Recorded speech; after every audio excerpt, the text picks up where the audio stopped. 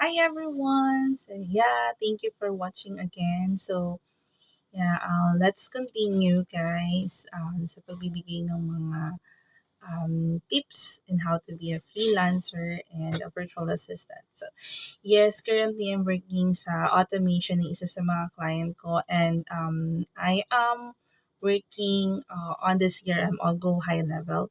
So yeah, this niche actually and doing a chatbot automations or yung tawag din ng automation is another niche na pwede nyo offer sa client. So, yes, someone's asked me about kung saan kaya makakuha ng client.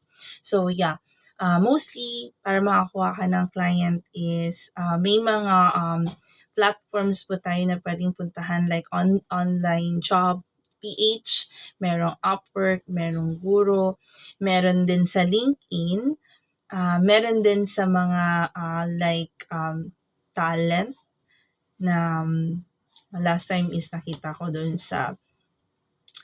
um, sa isa sa mga pag-search ko sa Google. So, yeah. So, may marami tayong mga platforms doon na pwede nyo puntahan. Sa amin kasi, we have a marketing strategies na ginagawa ngayon. So, currently, it's working naman. So, i-share ko to sa inyo once you will join in our group. No worries, guys. Continue pa rin yung pag-work namin sa group namin. So, yes, abang-abang lang para at least i-share namin yung na mga tips pa. So, yes, the best way para sa akin na nag-work is kailangan optimize yung profile.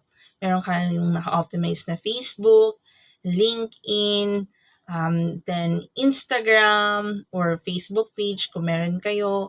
And then, dapat meron kayong tinatawag na ma-recognize kayo ng client nyo agad and continue doing a social media posting.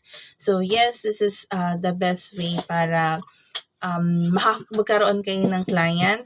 Actually, ang freelancing world is hindi lang din naman international. Siyempre, mas malaki talaga ang kitaan sa international. Pero kapag once na local, marami din po nangangailangan. Lalo na itong niche na ginagawa ko, pwede ito i-offer sa mga local clients. Like katulad ng ang Facebook page nila is wala pang chatbot automation. So yes, sa amin currently sa virtual asset is wino-work ko pa lang siya.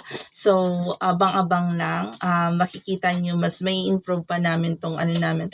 So, yes, continue watching para mas marami pa kayong knowledge na makukuha. So, yes, for now, keep safe and dry, lalo na sa mga na-encounter ng pagbaha ng floods, tsaka itong bagyong to. So, check natin yung mga mahal natin sa buhay. So, yeah, thank you for watching!